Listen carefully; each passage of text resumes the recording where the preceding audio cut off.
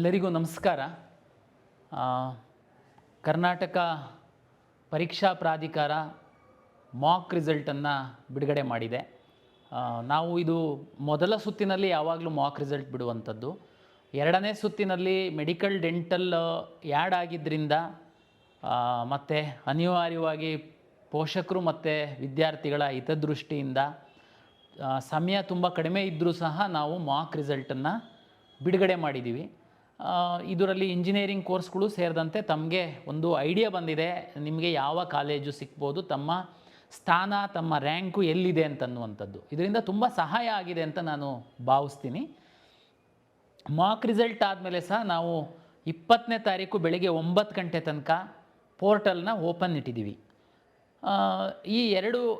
ಈ ಸಂದರ್ಭದಲ್ಲಿ ಎಲ್ಲ ವಿದ್ಯಾರ್ಥಿಗಳು ಮತ್ತು ಪೋಷಕರಿಗೆ ನಾನು ಹೇಳುವಂಥದ್ದು, ತಮಗೆಲ್ಲ ಗೊತ್ತಿರುವಂತೆ ನೀಟ್ ಫಲಿತಾಂಶ ಬಂತು. MCC ಅವರು ಅಧಿಕೃತವಾಗಿ ಸೀಟ್ ಮ್ಯಾಟ್ರಿಕ್ಸ್ ಹಾಕಿದರು. ಕೌನ್ಸಿಲಿಂಗ್ ಆಪ್ಷನ್ ಎಂಟ್ರಿ ಸಹ ಶುರು ಮಾಡಿದರು. ನಮಗೆ ಪರೀಕ್ಷಾ ಪ್ರಾಧಿಕಾರ ಬೇರೆ ಬೇರೆ ಇಲಾಖೆಗಳ ಒಂದು ಸಹಭಾಗಿತ್ವದಿಂದ ಕೆಲಸ ಮಾಡುವಂಥದ್ದು ತಮಗೆಲ್ಲ ಗೊತ್ತಿದೆ. ಮೆಡಿಕಲ್ ಎಜುಕೇಷನಿಂದ ಡೆಂಟಲ್ಲು ಮತ್ತು ಮೆಡಿಕಲ್ದು ನಮಗೆ ಸೀಟ್ ಮ್ಯಾಟ್ರಿಕ್ಸ್ ಬರಬೇಕಾಗಿತ್ತು, ಶುಲ್ಕ ಬರಬೇಕಾಗಿತ್ತು. ಈ ವರ್ಷ ಕೆಲವೊಂದು ಲಿಂಗ್ವಿಸ್ಟಿಕ್ ಮೈನಾರಿಟಿ ಕಾಲೇಜ್ದು ಡಿಸಿಷನ್ ತಗೊಳ್ಬೇಕಾಗಿತ್ತು. ಯಾವುದು ನಮಗೆ ಆಪ್ಷನ್ ಎಂಟ್ರಿ ನಾನು ಓಪನ್ ಮಾಡಿದಾಗ ಬರಲಿಲ್ಲ. ಅದು ಬರೋ ತನಕ ನಾನು ಓಪನ್ ಮಾಡಬಾರ್ದು ಅಂತಂದರೆ ನೀವೆಲ್ಲ ತುಂಬ ಗೊಂದಲದಲ್ಲಿದ್ದಿರಿ. ಹಾಗಾಗಿ ನಾನು ಅನಿವಾರ್ಯವಾಗಿ ಓಪನ್ ಮಾಡಿದೆ. ಅದಾದಮೇಲೆ ನಮಗೆ ಶುಲ್ಕಕ್ಕೆ ಸಂಬಂಧಪಟ್ಟಂಥದ್ದು ಆದೇಶಗಳು ಬಂದಿದೆ. ಕೆಲವು ವಿದ್ಯಾರ್ಥಿಗಳಿಗೆ ಅದು ಮಾಹಿತಿ ಇರಲಿಕ್ಕಿಲ್ಲ. ಹಾಗಾಗಿ ನನಗೆ ಈ ಮಾಕ್ ರಿಸಲ್ಟ್ ಆದಮೇಲೆ ಒಂದು 2 ಡೇಸು ನಿಮಗೆ ಓಪನ್ ಮಾಡಬೇಕು ಅಂತ ನನಗೆ ಅನ್ನಿಸ್ತು. ಇಲ್ಲ ಅಂತಂದರೆ ಉದಾಹರಣೆಗೆ ಹೇಳೋದಾದರೆ ಆಕಾಶ್ ಮೆಡಿಕಲ್ ಕಾಲೇಜು ಮತ್ತು ಆಳ್ವಾಸ್ ಮೆಡಿಕಲ್ ಕಾಲೇಜಿಗೆ ಲಿಂಗ್ವಿಸ್ಟಿಕ್ ಮೈನಾರಿಟಿ ಆದೇಶ ಬಂದಿರಲಿಲ್ಲ. ಆಲ್ಮೋಸ್ಟ್ ಆಲ್ ನಾವು ಕಾಲೇಜನ್ನು ಡಿಸ್ಪ್ಲೇ ಮಾಡಿದ್ವಿ. ಸೀಟ್ ಅಲಾಟ್ಮೆಂಟ್ ಮಾಡುವಾಗ ನಾವು ರೇಷಿಯೋ ಅಷ್ಟೇ ಚೇಂಜ್ ಆಗುತ್ತೆ ಅಂತೇಳಿ ಇವನ್ ಸೀಟ್ ಮ್ಯಾಟ್ರಿಕ್ಸ್ ಸಹ ನಾವು ಮೊದಲವ್ರು ಕೊಟ್ಟರು, ತೆಗೆದ್ರು, ಮತ್ತೆ ನಾವು ಹಾಕಿದ್ವಿ. ಇದು ಎಲ್ಲ ನಾವು ಬೇರೆ ಡಿಪಾರ್ಟ್ಮೆಂಟ್ ಮೇಲೆ ನಾವು ಡಿಪೆಂಡೆಂಟ್ ಆಗಿದ್ದೀವಿ. ಹಾಗಾಗಿ ಆಮೇಲೆ ಶುಲ್ಕಕ್ಕೆ ಸಂಬಂಧಪಟ್ಟಂತೆ ಅಷ್ಟೇ ಚಿತ್ರದುರ್ಗ ಮೆಡಿಕಲ್ ಕಾಲೇಜಿಗೆ ಪ್ರೈವೇಟ್ ಯೂನಿವರ್ಸಿಟಿ ಸ್ಥಾನಮಾನ ಕೊಟ್ಟಿದ್ದರಿಂದ PCTಂದು ಶುಲ್ಕ ಬೇರೆ ಆಗಿದೆ. ಹೋದ ವರ್ಷ 12 ಲಕ್ಷ ಚಿಲ್ಲರೆ ಇತ್ತು. ಸರ್ಕಾರ ಯಾವುದೇ ಶುಲ್ಕವನ್ನು ಈ ಬಾರಿ ಹೆಚ್ಚಿಲ್ಲ ಅಂತಂದ್ರೂ ಪ್ರೈವೇಟ್ ಯೂನಿವರ್ಸಿಟಿ ಸ್ಥಾನಮಾನ ಸಿಕ್ಕಿದ್ರಿಂದ ಅವರು ಫೀಸ್ ಚೇಂಜ್ ಆಗಿದೆ. ಪಾಪ ನಿಮಗೆ ಗೊತ್ತಿಲ್ಲದೆ ನೀವು ಹಾಕಿರ್ಬೋದು. ಆಮೇಲೆ ಕೊನೆ ತನಕನೂ ಕಾಲೇಜ್ ಪೋರ್ಟಲಲ್ಲಿ ಅಪ್ಡೇಟ್ ಮಾಡ್ತಾಯಿದ್ರು. ಯಾರು NRI ಮತ್ತು ಮ್ಯಾನೇಜ್ಮೆಂಟ್ ಸೀಟಿಗೆ ಸಂಬಂಧಪಟ್ಟಂತೆ ಶುಲ್ಕ ಏನಿದೆ, ಮ್ಯಾನೇಜ್ಮೆಂಟು ಮತ್ತು ಅದರ್ಸ್ ಎರಡು ಒಂದೇ. ಕೆಲವು ಪೇರೆಂಟ್ಸ್ ಕೇಳ್ತಾ ಇರ್ತೀರ, ಮ್ಯಾನೇಜ್ಮೆಂಟ್ ಮತ್ತು ಅದರ್ಸ್ ಅಂತ ಏನಿದೆ ಅದ್ರದ್ದು ಶುಲ್ಕ ಆ ಕಾಲೇಜವ್ರು ಏನು ಹೇಳ್ತಾರೆ ಅದನ್ನು ಡಿಸ್ಪ್ಲೇ ಮಾಡಿ ನಮಗೆ. ಆದರೆ ಅದು 45 ಲಕ್ಷ ಮೀರಂಗಿಲ್ಲ ಅಂತಿತ್ತು. ಸುಮಾರು ಕಾಲೇಜವರು NRI ಮತ್ತು ಮ್ಯಾನೇಜ್ಮೆಂಟ್ ಶುಲ್ಕನ ಸ್ವಲ್ಪ ವ್ಯತ್ಯಾಸ ಮಾಡಿದ್ದಾರೆ. ದಯಮಾಡಿ ಅದನ್ನು ನೋಡ್ಕೊಳ್ಳಿ. ಜೊತೆಗೆ ಸುಮಾರು ವಿದ್ಯಾರ್ಥಿಗಳು ನಾನು NRI ಇಲ್ಲ ಅಂತ ಹೇಳಿ NRIದು ಹಾಕಿರಲ್ಲ.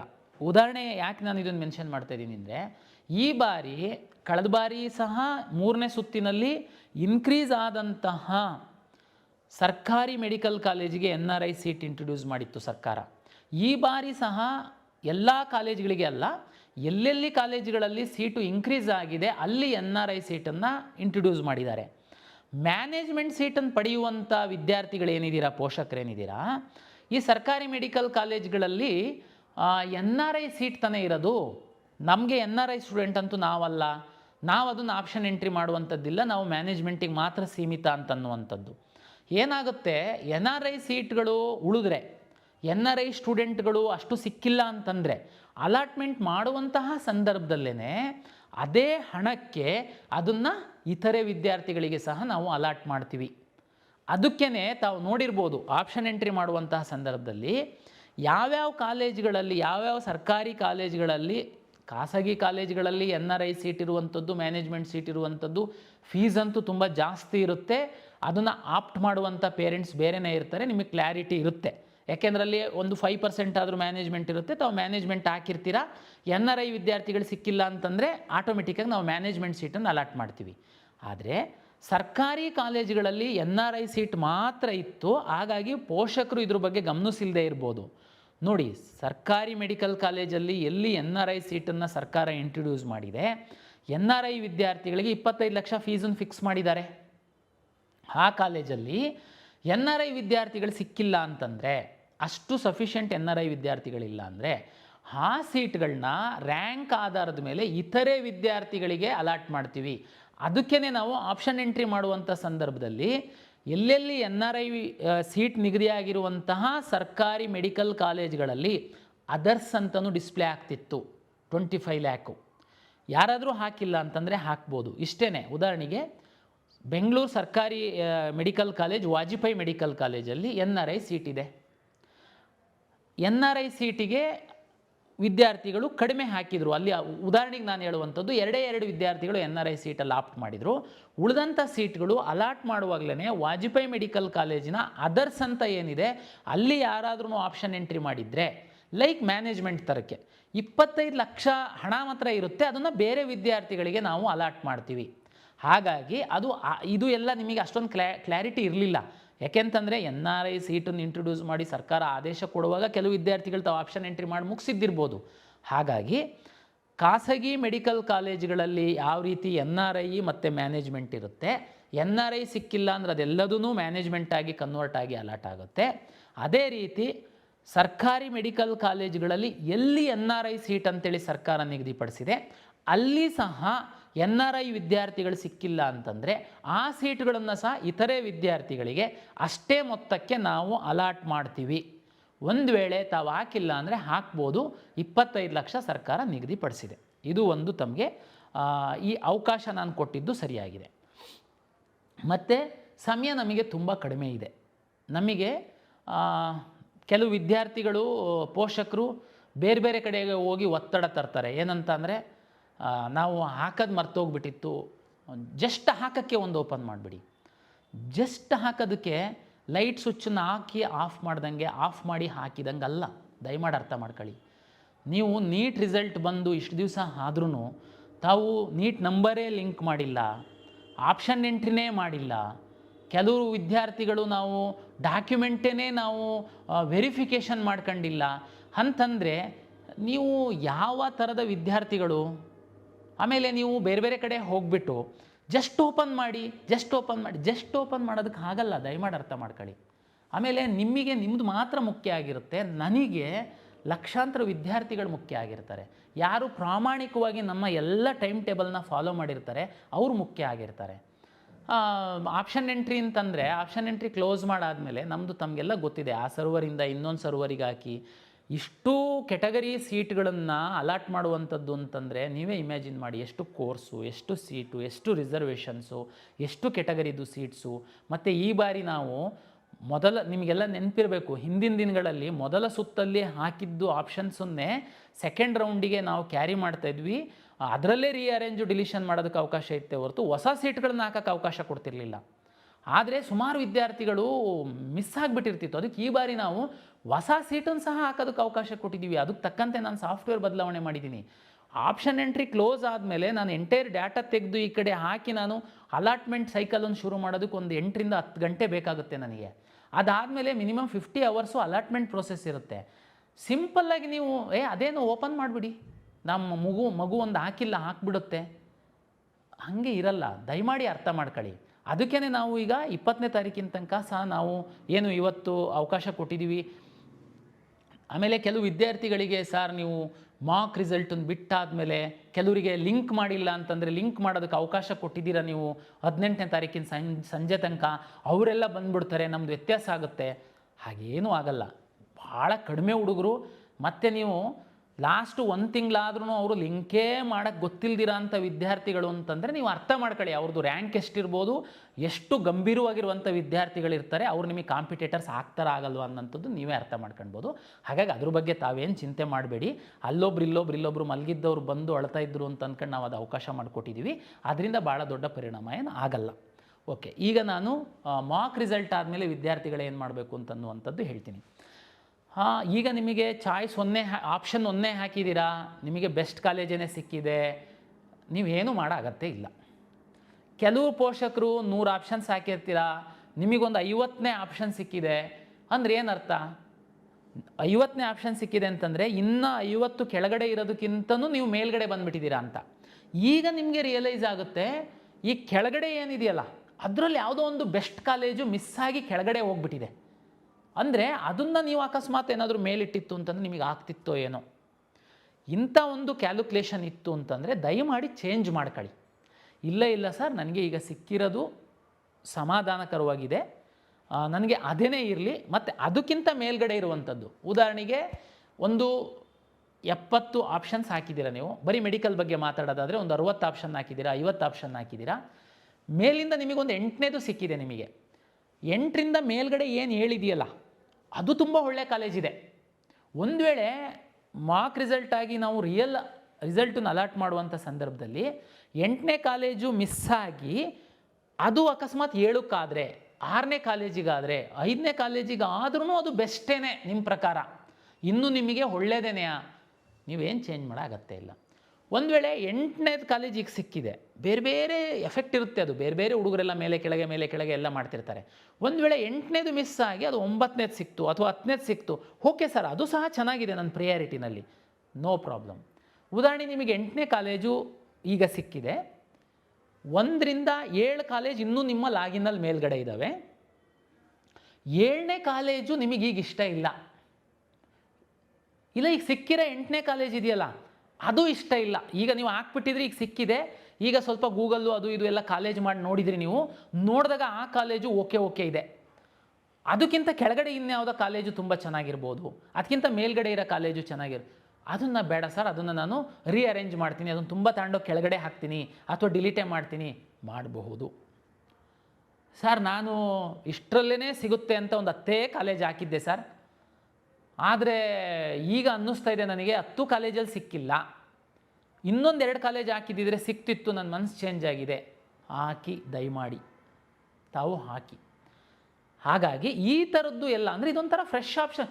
ಸರ್, ಇದು ಮಾಕಲ್ಲಿ ಸಿಕ್ಕಿದ್ದೇ ನನಗೆ ಸಿಗುತ್ತಾ ಸರ್, ತುಂಬ ಚೇಂಜ್ ಆಗಿಬಿಡುತ್ತಾ ಸರ್? ನೋಡಿ, ಹಿಂದಿನ ನಮ್ಮ ಅನುಭವದ ಪ್ರಕಾರ ನಾನು ನಿಮಗೆ ಈಗಲೇ ತಮಗೆ ಗೊತ್ತಿರಬೇಕು, ಸುಮಾರು ಎಲ್ಲ ಪ್ರೆಡಿಕ್ಟ್ ಮಾಡಿದ್ದಂಥದ್ದೆಲ್ಲ ಮೇಲೆ ಕೆಳಗೆ ಆಗಿಬಿಟ್ಟಿದೆ ತಮಗೆ. ಲಾಸ್ಟ್ ಇಯರು ಅದರ ಹಿಂದಿನ ವರ್ಷದ ರ್ಯಾಂಕ್ ಎಲ್ಲ ನೋಡಿದರೆ, ಈ ವರ್ಷ ಬಿಕಾಸ್ ಆಫ್ ನೀಟ್ ಪರೀಕ್ಷೆ ಟಫ್ ಇದ್ದಿದ್ದರಿಂದ ಇವನ್ ಜನರಲ್ ಮೆರಿಟ್ ವಿದ್ಯಾರ್ಥಿಗಳಿಗೇ ಸಾಕಷ್ಟು ಕೆಳಗಿನ ರ್ಯಾಂಕ್ ತನಕ ಸಿಕ್ಕಿದೆ, ತಮಗೆಲ್ಲ ಗೊತ್ತಿದೆ. 12 ಲಕ್ಷದ್ದು ಸೀಟ್ ಎಲ್ಲದೂ ಸುಮಾರು ಕೆಳಗಡೆ ಅವ್ರಿಗೆ ತನಕ ಸಿಕ್ಕಿದೆ. ಹಾಗಾಗಿ ಪ್ರೆಡಿಕ್ಷನ್ನು 100% ಪರ್ಫೆಕ್ಟಾಗಿ ಮಾಡೋಕ್ಕಾಗಲ್ಲ. ಆದರೆ ಮಾರ್ಕ್ ರಿಸಲ್ಟ್ಗಿಂತ ಆಮೇಲೆ ನಮ್ಮದು ರಿಯಲ್ ರಿಸಲ್ಟು ತುಂಬ ಏರಪೇರಿ ಆಗಿಬಿಡುತ್ತಾ ಸರ್, ಸಮಸ್ಯೆ ಆಗುತ್ತಾ?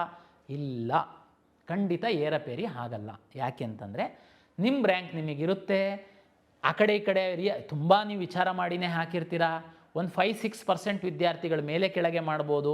ಹಾಗಾಗಿ ತುಂಬ ದೊಡ್ಡ ಮಟ್ಟದ ವ್ಯತ್ಯಾಸ ಆಗಲ್ಲ. ಆದ್ರೂ ನೀವು ಈಗ ಏನಾದರೂ ಬದಲಾವಣೆ ಮಾಡಬೇಕು ಅಂತಿದ್ದರೆ ತುಂಬ ಫ್ರೆಶ್ ಮೈಂಡಲ್ಲಿ ಮೇಲಿಂದ ಒಳ್ಳೆಯ ಕಾಲೇಜುಗಳಿದಾವ ಅನ್ನುವಂಥದ್ದನ್ನೇ ಚೆಕ್ ಮಾಡ್ಕೊಂಡು ತಾವು ತಮ್ಮ ಆಪ್ಷನನ್ನು ರೀಅರೇಂಜ್ ಮಾಡೋದಾದರೆ ಮಾಡಿ.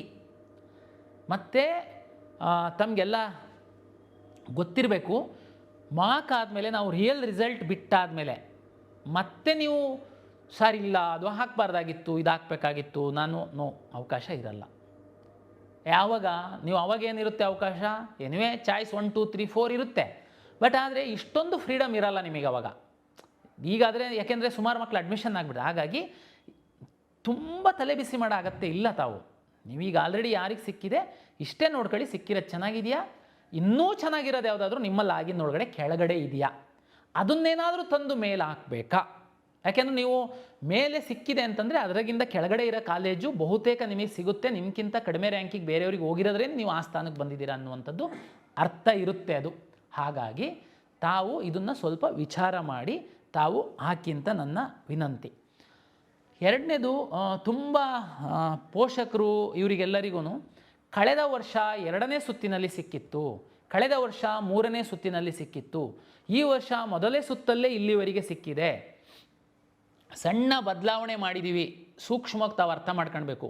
ಲಾಸ್ಟ್ ವಿಸಿನಲ್ಲೂ ಹೇಳಿದ್ವಿ, ನಾನು ವಿಡಿಯೋದಲ್ಲೂ ಹೇಳಿದ್ದೆ, ನಾನು ಮಾನ್ಯ ಸಚಿವರ ಅಧ್ಯಕ್ಷತೆಯಲ್ಲಿ ಸಹ ಸಭೆ ಮಾಡಿದಾಗ ಸಹ ನಾನು ಅದನ್ನು ತೀರ್ಮಾನ ಮಾಡಿಸಿ ರೆಸಲ್ಯೂಷನ್ ಮಾಡಿದ್ದೀನಿ.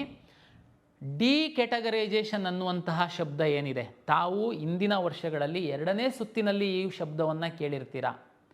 ಈ ಬಾರಿ ಅದನ್ನು ನಾವು ಇಂಜಿನಿಯರಿಂಗು ಅದಕ್ಕೆಲ್ಲದಕ್ಕೂ ಮೊದಲು ಸುತ್ತಲ್ಲೇ ಮಾಡಿದ್ವಿ, ಮೆಡಿಕಲ್ಲಿಗೆಲ್ಲದಕ್ಕೂ ಈ ಸುತ್ತಲ್ಲೇ ಮಾಡಿದ್ದೀವಿ.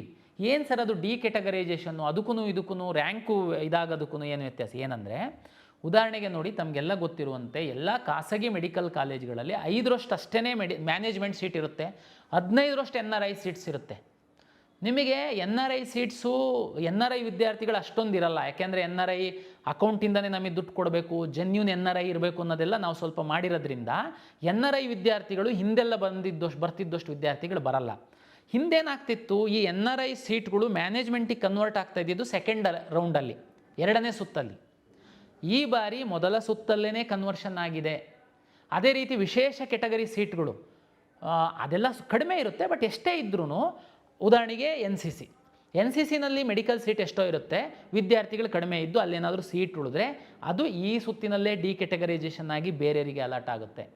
ಹಾಗಾಗಿ ನಿಮಗೆ ಸೆಕೆಂಡ್ ರೌಂಡಲ್ಲಿ ಏನು ಹೈಯೆಸ್ಟ್ ಸೀಟ್ ಅಲಾಟ್ ಆಗ್ತಿತ್ತು ಅದು ಮೊದಲ ಸುತ್ತಲ್ಲೇ ನಿಮಗೆ ಅಲಾಟ್ ಆಗಿಬಿಟ್ಟಿದೆ. ಅಂದರೆ ಈ ಮೊದಲ ಸುತ್ತಲ್ಲೇ ಡಿ ಕೆಟಗರೈಸೇಷನ್ ಮಾಡಿರೋದ್ರಿಂದ ಹೆಚ್ಚಿನ ಸೀಟ್ಗಳು ಅಲಾಟ್ ಆಗಿ ಹೋಗ್ಬಿಟ್ಟಿದೆ ಈ ಬಾರಿ. ಹಾಗಾಗಿ ಇದು ಒಂದು ತಮ್ಮ ಮಾಹಿತಿಗೆ. ತಮ್ಗೆ ಗೊತ್ತಿರುವಂತೆ ಆಲ್ಮೋಸ್ಟ್ 100% ಮೆಡಿಕಲ್ಲು ಮತ್ತು ಡೆಂಟಲ್ ಸೀಟ್ಸ್ ಅಲಾಟ್ ಆಗಿದೆ. ಇಂಜಿನಿಯರಿಂಗ್ ಸೀಟ್ಸು ಮಾತ್ರ ಇನ್ನೂ 9,000 ಈ ಸುತ್ತಲ್ಲಿ ಅಲಾಟ್ ಆಗಿಲ್ಲ. ಯಾರಾದ್ರೂ ಇಂಜಿನಿಯರಿಂಗ್ ಸೀಟು ಆಪ್ಷನ್ ಎಂಟ್ರಿ ಮಾಡಿದ್ದು ತಮಗೆ ಅಲಾಟ್ ಆಗಿಲ್ಲ ಅಂತಂದರೆ ತಾವು ಯಾವ ಒಂದಷ್ಟು ಕಾಲೇಜುಗಳನ್ನ ಬಿಟ್ಟಿದ್ದೀರಾ ಅಂತಲೇ ಅರ್ಥ. ಹಂಗಾಗಿ ಅಲಾಟ್ ಆಗಿಲ್ದಿರೋ ಕಾಲೇಜೆಲ್ಲ ಚೆನ್ನಾಗಿಲ್ಲ ಅಂತಲ್ಲ, ನೀವು ಆಪ್ಷನ್ ಎಂಟ್ರಿ ಮಾಡುವಾಗ ಪ್ರಾಪರಾಗಿ ಹಾಕಿಲ್ಲ ಅಂತ ಇರ್ಬೋದು. ಹಾಗಾಗಿ ಇಂಜಿನಿಯರಿಂಗ್ ಆಸ್ಪಿರೆಂಟ್ಸ್ ಏನಾದರೂ ಇದ್ದರೆ 20ನೇ ತಾರೀಕು ಬೆಳಿಗ್ಗೆ ತನಕ ಸ್ವಲ್ಪ ತಾವು ರೀಅರೇಂಜ್ ಮಾಡ್ಕೊಳ್ಳಿ. 9,000ದಷ್ಟು ಇಂಜಿನಿಯರಿಂಗ್ ಸೀಟ್ಸು ಇನ್ನೂ ಉಳಿದಿದೆ, ಅದು ನಿಮಗೆ ಸಹಾಯ ಆಗುತ್ತೆ. ನಾನು ಹಿಂದಿನ ವೀಡಿಯೋದಲ್ಲಿ ಒಂದು ಹೇಳಿದ್ದೆ, ಆವಾಗ ಮಾಕ್ ರಿಸಲ್ಟ್ ಕಾನ್ಸೆಪ್ಟ್ ಇರಲಿಲ್ಲ ನಮ್ಮದು. ನಾನು ರಿಸಲ್ಟನ್ನು ಪಬ್ಲಿಷ್ ಮಾಡ್ತೀನಿ. ನಾನು ಅಂದ್ಕೊಂಡಿದ್ದೆ ಹಿಂದಿನ ವರ್ಷಗಳಲ್ಲಿ MCC ಅವರೇನು ಮ್ಯಾರಥಾನ್ ಥರ ಎಕ್ಸ್ಟೆಂಡ್ ಮಾಡ್ತಾ ಇದ್ರು, ಈ ಸರಿ ಮಾಡಲಿಕ್ಕಿಲ್ಲ. ಯಾಕೆಂತಂದರೆ ಆಲ್ಮೋಸ್ಟ್ ಎಲ್ಲ ಕಾಲೇಜಿಗೆ ಸೀಟ್ಸ್ ಬಂದಿದೆ, ಟೈಮ್ಲಿ ಎಲ್ಲ ಆಗುತ್ತೆ ಅಂತ ಅಂದ್ಕೊಂಡು ನಾನು ಸೀಟ್ ಅಲಾಟ್ ಮಾಡ್ತೀನಿ. ಆಮೇಲೆ ಅಲ್ಲೂ ಅಲಾಟ್ ಆದಮೇಲೆ ನಾನು ಯಾರ್ಯಾರು ಹೋಗೋರಿತ್ತು ಅಂತಂದರೆ ಫ್ರೀ ಎಕ್ಸಿಟ್ ಕೊಟ್ಟು ಮತ್ತೆ ರೀರನ್ ಮಾಡ್ತೀನಿ ಅಂಥೇಳಿ. ಬಟ್ ಈಗ ತಮ್ಗೆ ಗೊತ್ತಿದೆ MCC ಅವರು ಈಗಾಗಲೇ 3ನೇ ಬಾರಿ ಅವರು ಎಕ್ಸ್ಟೆಂಡ್ ಮಾಡಿದ್ದಾರೆ. ಹಾಗಾಗಿ ನಾನು ಮಾಕ್ ರಿಸಲ್ಟನ್ನು ಬಿಟ್ಟಿದ್ದೀನಿ. ನೆಕ್ಸ್ಟು ಮೆಡಿಕಲ್ಲು ಡೆಂಟಲ್ ಅವರಿಗೆ 1, 2, 3, 4 4 ಚಾಯ್ಸ್ ಇರೋದ್ರಿಂದ ನಾನು ಈ ಮಾಕ್ ರಿಸಲ್ಟ್ ಏನು 20ನೇ ತಾರೀಕು 9 ಗಂಟೆಗೆ ನಂದು ಆಪ್ಷನ್ ಎಂಟ್ರಿ ರೀಅರೇಂಜ್ ಮಾಡೋದು ಮುಗಿಯುತ್ತೆ. ದಯಮಾಡಿ ಯಾರೂ ಒತ್ತಾಯ ಮಾಡಬೇಡಿ ಮೊದಲು. ಆಮೇಲೆ ಡೇ ಆ್ಯಂಡ್ ನೈಟು ಈಗ ಸಮಯ ಇದೆ, ದಯಮಾಡಿ 20ನೇ ತಾರೀಕು ಬೆಳಗ್ಗೆ 9 ಗಂಟೆ ಒಳಗಡೆ ಏನೇನು ಮಾಡ್ತೀರಾ ಮಾಡೋದಿತ್ತು ಅಂತಂದರೆ ಮಾಡ್ಕೊಂಡ್ಬಿಡಿ. 9 ಗಂಟೆ ಮೇಲೆ ನಾನು ಮತ್ತೆ ಎಕ್ಸ್ಟೆಂಡ್ ಮಾಡಲ್ಲ. ಅದಾದಮೇಲೆ ನಾನು ರಿಸಲ್ಟ್ ಕೊಟ್ಟಾದಮೇಲೆ ನಾನು MCC ನಲ್ಲಿ ಸೀಟ್ ಅಲಾಟ್ ಆಗಿ ಅಲ್ಲಿ ಹೋಗೋರಿಗೆಲ್ಲ ನಾನು ಬಿಟ್ಟು ರೀರನ್ ಮಾಡೋದಾಯಿತು ಅಂತಂದರೆ ನನಗೆ ಏನು ಸಮಸ್ಯೆ ಆಗ್ತಾಯಿದೆ ಅಂತಂದರೆ, ತಮಗೆಲ್ಲ ಗೊತ್ತಿರುವಂತೆ ಮೊನ್ನೆ 15ನೇ ತಾರೀಕಿಗೆ AICT ಪ್ರಕಾರ engineering college admission last date ಆಗಿತ್ತು. ಕರ್ನಾಟಕ ರಾಜ್ಯ ಸರ್ಕಾರದ ಒತ್ತಾಯನೂ ಸೇರಿದಂತೆ ಸುಪ್ರೀಂ ಕೋರ್ಟಲ್ಲಿ ಕೇಸ್ ಹಾಕಿ AICT ಅವರು ಮುಂದಿನ ತಿಂಗಳು 14ನೇ ತಾರೀಕಿನ ತನಕ, ಸೆಪ್ಟೆಂಬರ್ 14ನೇ ತಾರೀಕಿನ ತನಕ ಎಕ್ಸ್ಟೆಂಡ್ ಮಾಡಿದ್ದಾರೆ. ಅದರೊಳಗಡೆ ನಾನು ಇಂಜಿನಿಯರಿಂಗ್ ಅಡ್ಮಿಷನ್ಸ್ ಮುಗಿಸ್ಬೇಕು. ಇನ್ನು 2ನೇ ರೌಂಡಲ್ಲಿದ್ದೀವಿ ನಾವು.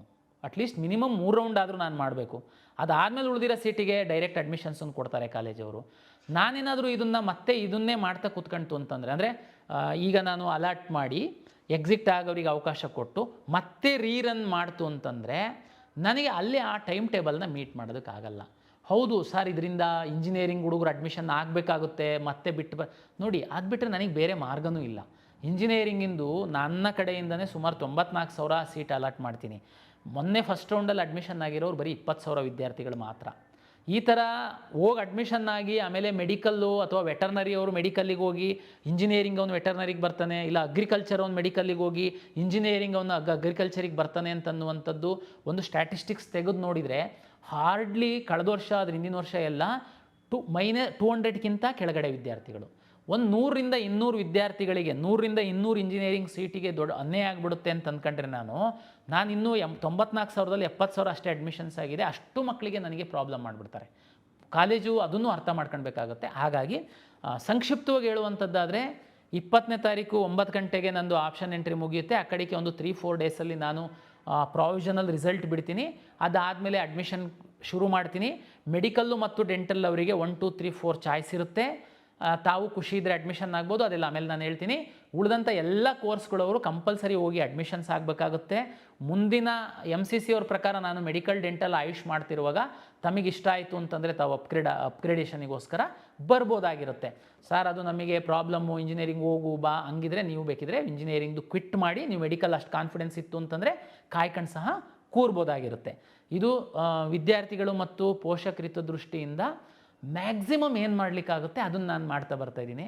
ಕೆಲವೊಮ್ಮೆ ಸಣ್ಣ ಒಂದು ನಂಬರ್ ವಿದ್ಯಾರ್ಥಿಗಳಿಗೆ ತೊಂದರೆ ಆಗುತ್ತೆ ಅನ್ನುವಂಥದ್ದು ನನಗೆ ಗೊತ್ತಿದ್ದರೂ ಸಹ ಹೆಚ್ಚಿನ ವಿದ್ಯಾರ್ಥಿಗಳ ಹಿತದೃಷ್ಟಿಯಿಂದ ಕೆಲವು ತೀರ್ಮಾನವನ್ನು ನಾನು ಮಾಡಬೇಕಾಗುತ್ತೆ. ಹಾಗಾಗಿ ತಾವು ಸಹಕಾರ ಕೊಡ್ತೀರಾ ಅಂತೇಳಿ ನಾನು ಭಾವಿಸಿದ್ದೀನಿ. ಎಗೈನ್ ನಾನು ಹೇಳ್ದಂಗೆ ಆಯುಷ್ ವಿದ್ಯಾರ್ಥಿಗಳು ಕೆಲವರು ಇದ್ದೀರಾ, ಸಿಕ್ಕಲಿಲ್ಲ ಮೆಡಿಕಲ್ ಅಂದ್ರೆ ಹೋಗೋರು ಇದ್ದೀರಾ, ಕೆಲವರು ಇಲ್ಲ ನಾನು ನೇರ ಆಯುಷಿಗೆ ಹೋಗಬೇಕು ಅಂತಲೇ ಇದ್ದೀರಾ. ನಾನೇನು ಮಾಡಲಿ, ನನಗೆ ಆಯುಷ್ ಸೀಟ್ ಮ್ಯಾಟ್ರಿಕ್ಸ್ ಬರಲಿಲ್ಲ, ಹಾಗಾಗಿ ನಾನು ಆಯುಷ್ ಹಾಕೋಕ್ಕಾಗಲಿಲ್ಲ. ನಾವೆಲ್ಲ ಪ್ರಯತ್ನನೂ ಮಾಡಿದ್ದೀವಿ, ಹಾಗಾಗಿ ನಾನು ಬಿಟ್ಟಿದ್ದೀನಿ. ಅವರು ಯಾವಾಗ ಕೊಡ್ತಾರೆ ಆವಾಗ ನಾನು ಕೌನ್ಸಿಲಿಂಗ್ ಮಾಡ್ತೀನಿ, ಅಷ್ಟೇ ಮಾಡಲಿಕ್ಕಾಗುತ್ತೆ ನನಗೆ. ಅದು ಬಿಟ್ಟು ಬೇರೆ ಏನು ಮಾಡಲಿಕ್ಕೆ ಆಗಲ್ಲ. ಆಯುಷ್ ಡಿಪಾರ್ಟ್ಮೆಂಟ್ ಬೇರೆ ಇದೆ, ಅವ್ರು ಸೀಟ್ ಮ್ಯಾಟ್ರಿಕ್ಸ್ ಕೊಡಬೇಕು, ನಾನು ಮಾಡಬೇಕಾಗುತ್ತೆ. ಹಾಗಾಗಿ ಯಾರು ಆಯುಷ್ ಆಸ್ಪಿರೆಂಟ್ ಇದ್ದೀರಾ ತಾವು ದಯಮಾಡಿ ಕಾಯಿರಿ.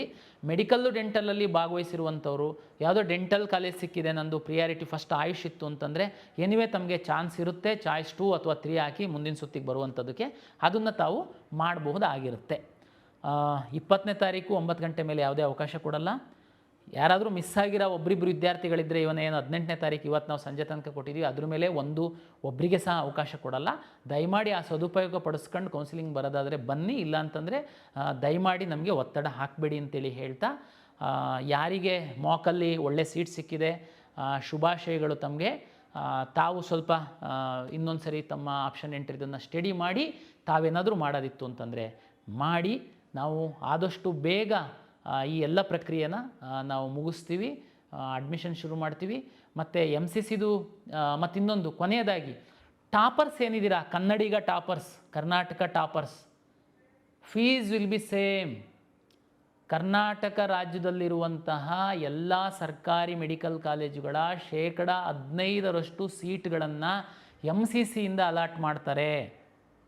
ಟ್ಯೂಷನ್ ಫೀಸು ಮತ್ತು ಯೂನಿವರ್ಸಿಟಿ ಫೀಸನ್ನು ಸೇರಿಸಿದರೆ ನಮ್ಮದು ಮತ್ತು MCCಯಿಂದ ಬರುವಂಥದ್ದು ಫೀಸು ಸೇಮ್ ಇದೆ. ದಯಮಾಡಿ ತಾವು KEA ಬದಲು ಟಾಪರ್ಸ್ ಇದ್ದವರು MCCಗೆ ಹಾಕಿ MCCಯಿಂದ ಅಡ್ಮಿಷನ್ ತಗೊಳ್ಳಿ ಅನ್ನುವಂಥದ್ದು ನನ್ನ ವಿನಂತಿ. ಸರ್ ಅಲ್ಲಿ ಏನು ಸರ್ ನಿಮ್ಮದಾದರೆ ಬರೀ 750 ರೂಪಾಯಿ ಕೊಟ್ಟು ಹಾಕ್ತೀವಿ, ಆಮೇಲೆ ದುಡ್ಡು ಕಟ್ಟೋದು, ಅಲ್ಲಿ ಮೊದಲೇ ಅದೇನು ದೊಡ್ಡ ಸಮಸ್ಯೆ ಅಲ್ಲ. ಮೆಡಿಕಲ್ ಮಾಡೋದಕ್ಕೆ ಹೊರಟಿರೋರು ತಾವು ಎಲ್ಲರೂ ಟೆಕ್ ಸೇವಿ ಇದ್ದೀರಾ. ನಮ್ಮದೇ ರಾಜ್ಯದ್ದು 15% ಮೆಡಿಕಲ್ ಕಾಲೇಜಿನ ಸೀಟ್ಗಳಿದ್ದಾವೆ. ನೀವು ಟಾಪರ್ಸ್ ಇದ್ದೀರಾ, ದಯಮಾಡಿ ತಾವು 15%ಇಂದ ಬನ್ನಿ. ಫೀಸು ಸೇಮ್ ಇದೆ, ಏನು ವ್ಯತ್ಯಾಸ ಇಲ್ಲ. MCCಯಿಂದ ತಾವು ಬನ್ನಿ, ನಿಮಗೆ ಗೌರವನೂ ಜಾಸ್ತಿ ಇರುತ್ತೆ. ನಮ್ಮಲ್ಲಿ ಇನ್ನೊಬ್ಬ ಯಾರೋ ಕನ್ನಡಿಗ ಕೆಳಗಿಂದ ಹೋಗೋದಕ್ಕೆ ಅವಕಾಶ ಇರುತ್ತೆ. ದಯಮಾಡಿ ಅಂಥವರು ಟಾಪರ್ಸು MCCನಲ್ಲಿ ಸಹ ಪಾರ್ಟಿಸಿಪೇಟ್ ಮಾಡಿ ಸೀಟ್ ತಗೊಳ್ಳಿ ಅಂತ ನಾನು ವಿನಂತಿಯನ್ನು ಮಾಡ್ತಾ ಎಲ್ಲರಿಗೂ ಶುಭವಾಗಿ